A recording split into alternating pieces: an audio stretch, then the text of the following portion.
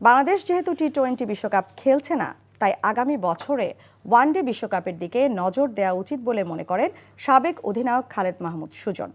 তাই 3 দলের অদম্য বাংলাদেশ টি-20 কাপ ওয়ানডে ফরম্যাটে হলেই ভালো হতো বলে মনে করেন তিনি। তবে এই টুর্নামেন্টের লক্ষ্য বিশ্বকাপে খেলতে না পারার হতাশাটা কাটিয়ে ক্রিকেটারদের ব্যস্ততায় ফেরানো, এমনটাই জানান বিসিবি পরিচালক নাজমুল ইসলাম। মোমিনুর রিপনের রিপোর্ট। কোয়ালিফাই করে বিশ্বকাপ খেলতে না পারার ধাক্কাটা কাটিয়ে ওঠা কঠিন। ক্রিকেটারদের সেখান থেকে বের করে ব্যস্ততায় রাখতে তাই অদম্য বাংলাদেশ টি-20 কাপের আয়োজন করেছে বিসিবি। খেলোয়াড়দের মানসিক অবস্থা পরিবর্তনে এই টুর্নামেন্ট কাজে আসবে বলে মনে করেন বোর্ড পরিচালক নাজমুল ইসলাম। আমরা যে খেলতে পারিনি, এই কষ্টটা আমাদের কোনোভাবে যদি আমরা সামান্যতম একটু আমরা লাঘব করতে পারি, সেই জন্য আমরা একটা খেলা খেলতে চেয়েছি।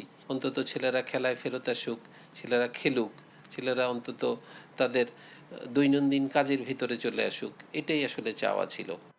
তবে ওয়ানডেতেই নজর দেওয়া উচিত ছিল বিসিবির। 2027 বিশ্বকাপে সরাসরি খেলতে আগামী বছরের 31 মার্চের মধ্যে সেরা 8-এ ঢুকতে হবে 10 নম্বরে থাকা বাংলাদেশকে।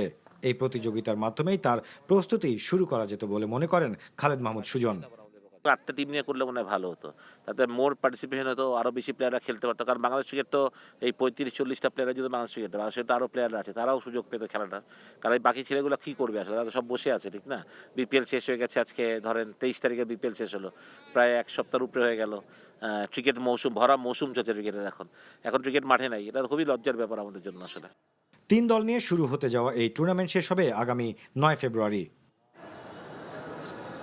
Mominur Ripon, NTV news, Dhaka.